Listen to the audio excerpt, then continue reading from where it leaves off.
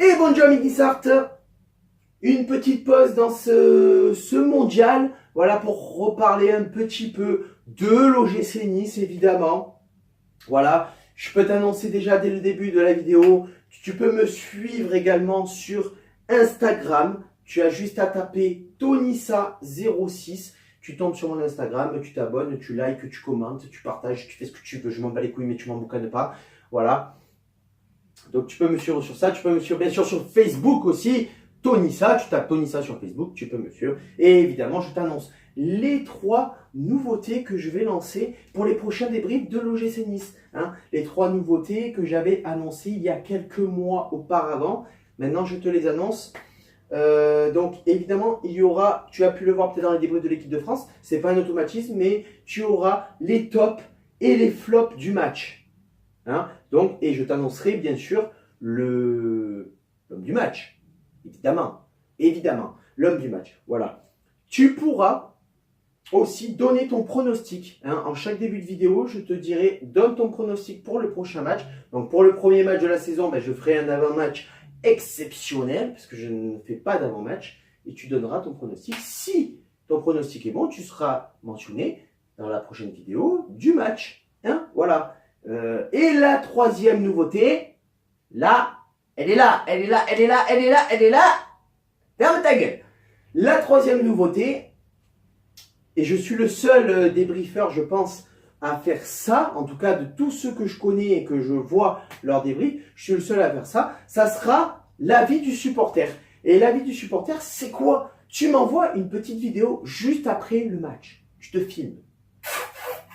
Je te filme, hein, et tu m'envoies une vidéo en 30-45 secondes maximum où tu me donnes ton analyse du match, ton homme du match, celui qui a été moins bon pour toi, ce qu'on aurait dû faire, ce qu'on n'aurait dû pas faire. Attention, ne t'étale pas, Bicou, ne t'étale pas. C'est 45 secondes maximum. Hein. Donc si c'est pas bon, tu me la refais. Hein. Voilà.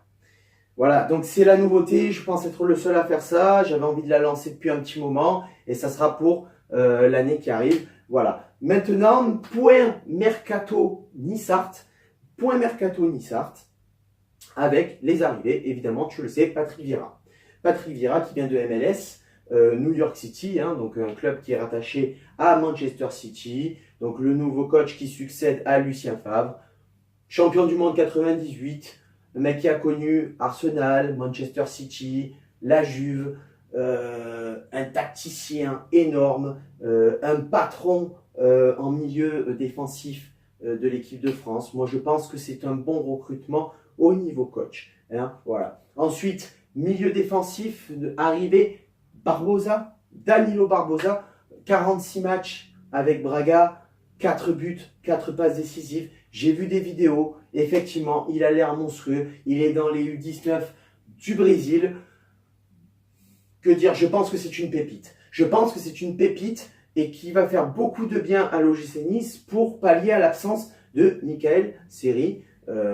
Donc, je pense que c'est une bonne chose. Ensuite, arrivée de Herel, défenseur central. Ce gars-là, je le connais pas plus que ça. J'ai pas eu trop le temps de voir des vidéos de lui. Je juge pas. Je connais pas. Je sais pas. À lui de faire ses preuves sur le terrain. On va voir. On va voir. Hein. Après, pour les départs annoncés, on a Seri, bien sûr, en première ligue, hein, qui est vu par plusieurs clubs.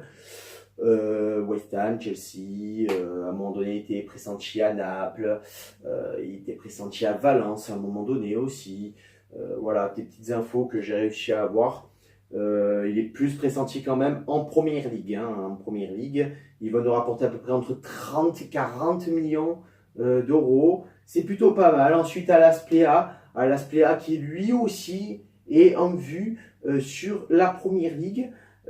Aussi au Borussia Dortmund. Hein, pourquoi pas suivre Lucien Favre qui a pris les commandes de ce club.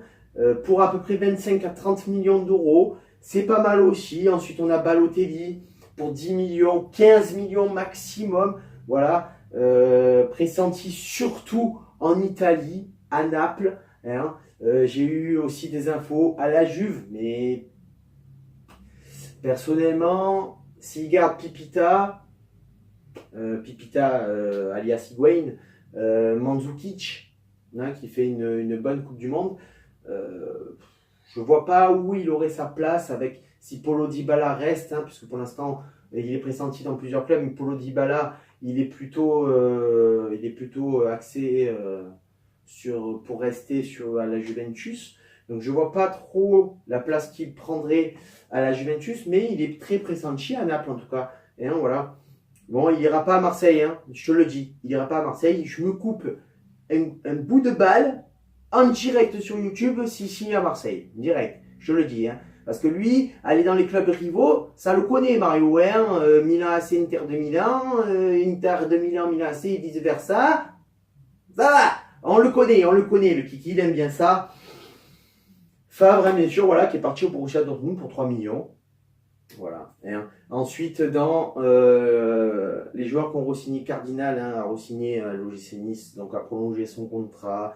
Dans les fins de contrat, on a le marchand qui est quand même pressenti à Nantes, de ce que j'ai pu entendre dans les rumeurs. Hein, c'est pas que des rumeurs, il est vraiment pressenti à Nantes.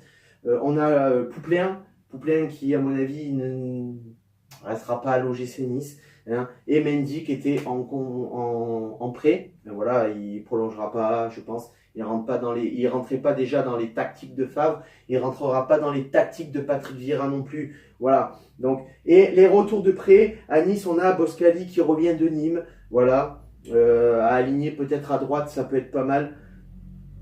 Il a fait ses preuves à Nîmes. Hein. On a Benrahma, mais qui ne restera pas à Nice, puisqu'il signera à Brentford pour 3 millions d'euros normalement. Là, début de semaine prochaine, hein, on va perdre Saïd Benrahma. Hein. Et Hassen, qui revient de Châteauroux, mais qui s'est blessé pendant la Coupe du Monde avec la Tunisie et qui sera absent à peu près entre 3 et 4 mois. Voilà. C'est le point Mercato Nissart. Je te ferai un autre point Mercato Nissart dans quelques semaines, histoire que tout cela se décante, parce qu'il y a encore un peu de temps pour le Mercato, hein, jusqu'à fin août. Donc il y a le temps encore pour les folles rumeurs. Je t'annonce que jamais je n'annoncerai des rumeurs bizarres dans mes vidéos, sur mon Instagram, si tu t'abonnes, sur mon Facebook, comme tu veux. Je n'annoncerai jamais des rumeurs à la con. Tout ce que je t'annonce, c'est officiel et c'est sûr. Voilà. Sur ce, Amit Nissart, ciao Viva, la Bayetta, Issa Nissa. Et sachez que les nouveaux maillots sont sortis. Hein, les nouveaux maillots sont sortis. Le noir, j'aime beaucoup. Le noir, j'aime beaucoup. Et le rouge et noir est pas mal aussi. Ciao Viva, la Bayetta.